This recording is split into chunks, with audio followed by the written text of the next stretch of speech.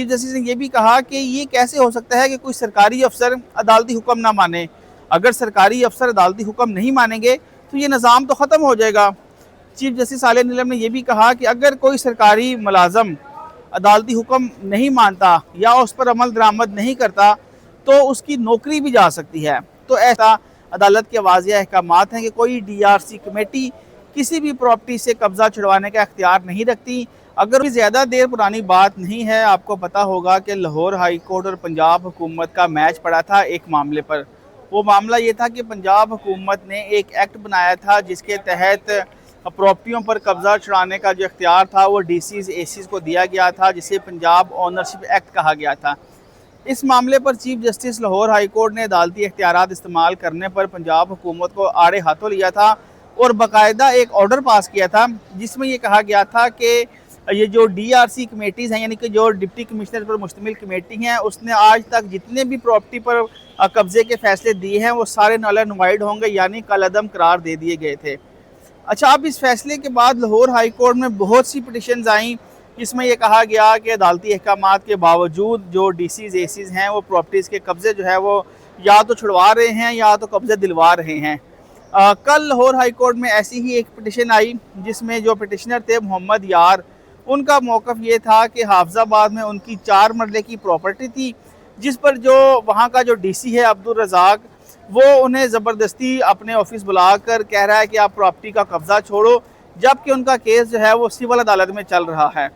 इस पर chief justice Lahore high court justice Aliya Neelam ने सख्त भरमी का इजहार किया और दरख्वास्त गुजार से बार बार पूछा और बार बार कहा कि अगर आपकी बात झूठी निकली और अगर ये ऐसी ना हुआ जैसा आप कह रहे हैं तो फिर आपके खिलाफ कार्रवाई होगी। और जिस पर जो दरख्वास्त गुजार था उसने बताया कि DCs ने अपने रीडर के ज़रिए 2 बार कॉल की और अपने ऑफिस बुलाया और ऑफिस बुला के कहा कि प्रॉपर्टी का कब्ज़ा छोड़ दो। हालांकि ये मामला सिविल कोर्ट में पेंडिंग था और जब मामला सिविल कोर्ट में पेंडिंग हो तो DCs और ACs को इख्तियार नहीं रहता।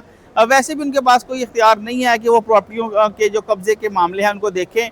पंजाब हुकूमत ने एक एक्ट बनाया है जिसको पंजाब प्रॉपर्टी ओनरशिप एक्ट कहा गया है, जिसके तहत ट्राइब्यूनल्स बनाए गए हैं, यानी कि आपका कोई प्रॉपर्टी का मामला है तो DRC पर मुश्तमिल कमेटी के पास आप वो इंक्वायरी के लिए जाएगा। वो आगे इंक्वायरी जो डिप्टी कमिश्नर है वो उस जो फाइल को है वो ट्रिब्यूनल को भिजवाएगा, यानी खुद से कोई फैसला नहीं करेगा। जिस पर chief justice Lahore high court ने भरमी का इजहार किया, उनका कि अदालती हुक्म है कि कोई भी डिप्टी कमिश्नर या AC या DC या रेवेन्यू अफसर कोई भी प्रॉपर्टियों के मामले में मुदाखलत नहीं करेगा। तो ये कैसे हो रहा है? अगर आपकी बात झूठी निकली तो आपको मैं सज़ा दूंगी, आपकी सरजनिश भी होगी, सब कुछ होगा, लेकिन दरख्वास्त गुजार पक्का रहा। जिस पर अदालत ने DC हाफिज़ाबाद अब्दुल रज़ाक को आज ज़ाती हैसियत में लाहौर हाई कोर्ट तलब किया था। ये विजुअल्स भी आप देख सकते हैं कि DC हाफिज़ाबाद जो है वो लाहौर हाई कोर्ट में पेश हो रहे हैं। तो आज जब DC Hafizabad Lahore high court के रूबरू पेश हुए तो चीफ जस्टिस ने सबसे पहले उन्हें रोस्टम पर बुलाया और पूछा कि बताइए, क्या आपने मोहम्मद यार जो कि पटिशनर हैं उसको आपने ये कहा था कि आप प्रॉपर्टी का कब्ज़ा छोड़ो? तो उस पर DC हाफिज़ाबाद अब्दुल रज़ाक साहब ने कैटेगोरिकली बोला कि ऐसी कोई बात नहीं है, ना ही मैंने इन्हें कभी बुलाया, ना ही ये कभी मेरे पास आए हैं। तो इस पर चीफ जस्टिस आलिया नीलम ने हैरानगी का इजहार किया और दरख्वास्त गुजार से पूछा कि अब बताओ किसने तुम्हें बुलवाया था?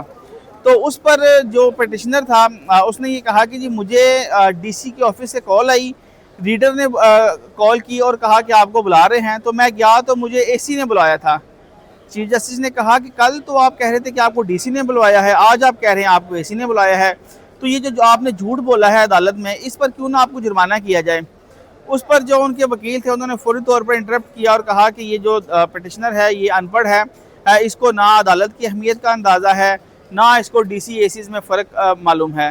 तो चीफ जस्टिस आलिया नीलम ने उस पर रिमार्क्स दिए कि ये आप क्या बात कर रहे हैं, ये जो पटिशनर्स हैं, ये जो देहाती इलाकों के लोग हैं, इनको DCs ACs का आपसे और मुझसे ज़्यादा इल्म होता है, क्योंकि इन्होंने रेवेन्यू ऑफिसर जाना होता है, ज़्यादा प्रॉपर्टियों के मामला होते हैं, तो इनको सब पता है कि कौन DC है कौन AC है, लेकिन अब ये झूठ बोल रहे हैं। चीफ जस्टिस ने यह भी कहा कि ये कैसे हो सकता है कि कोई सरकारी अफसर अदालती हुक्म ना माने। अगर सरकारी अफसर अदालती हुक्म नहीं मानेंगे तो ये निज़ाम तो ख़त्म हो जाएगा। चीफ जस्टिस आलिया नीलम ने यह भी कहा कि अगर कोई सरकारी मुलाजम अदालती हुक्म नहीं मानता या उस पर अमल दरामद नहीं करता तो उसकी नौकरी भी जा सकती है। तो ऐसे में इतनी संगीन पेनल्टी होने के बाद कैसे कोई सरकारी अफसर अदालती हुक्म अदूली की बात कर रहा है। ये वही अदालती हुक्म अदूली है जिस पर पहले एक ऑर्डर आया था, जिस पर चीफ जस्टिस ने ये कहा था कि कोई भी डीसीज एसीज जो है वो प्रॉपर्टियों पर जो कब्जे दिलवाने के मामला था उसमें मदाखलत नहीं करेंगे। तो जब केस आगे बढ़ा तो फिर जो पिटिशनर के वकील थे उसने अदालत से कहा कि आप मेहरबानी फरमाएं, इस पर जुर्माना ना करें, हम आपसे माफ़ी मांग लेते हैं। चीफ जस्टिस ने कहा कि आप जो है आप देखते हैं इस मामले को। उस पिटिशनर के साथ एक और वकील भी खड़े थे जो कि उस केस में कौंसल नहीं थे। चीफ जस्टिस ने पूछा कि बताइए ये जो आपके साथ वकील साहब खड़े हैं ये कौन है। तो उसने कहा जी ये मेरे साथ आए हैं। तो चीफ जस्टिस ने कहा कि साथ आए हैं तो पीछे जाके बैठ जाएं, माशाल्लाह ये वकील साहब खुद अपने कदमों पर खड़े हैं और बड़ा अच्छा खड़े हैं। तो उस पर अदालत में कह के भी लगे और फिर वो जो वकील साहब थे वो पीछे जाके बैठ गए। केस को थोड़ी देर के लिए इंतज़ार में रखा गया।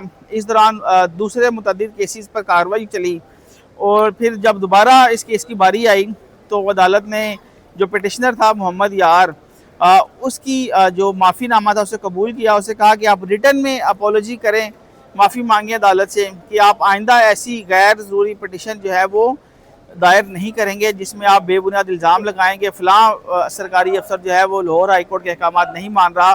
तो बाकायदा तौर पर तहरीरी माफ़ीनामा हुआ। उसके बाद इस पिटिशनर की जान छूटी। फिर अदालत ने ये जो दरख्वास्त थी वो वापस लेने की बुनियाद पर निपटा दी।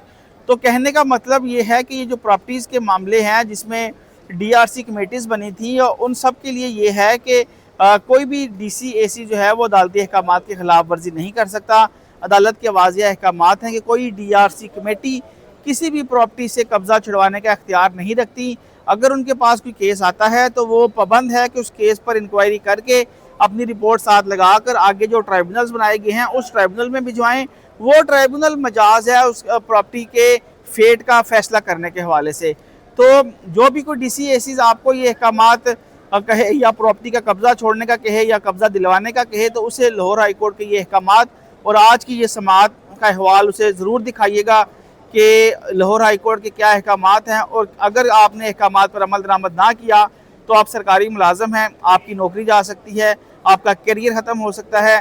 तो लिहाजा जितने भी सरकारी मुलाजमीन हैं वो ये वीडियो देखें और इसे सबक सीखें कि अगर लाहौर हाई कोर्ट के अहकामात पर आप अमल दरामद नहीं करेंगे तो फिर उसके आपको नताइज भुगतना पड़ेंगे।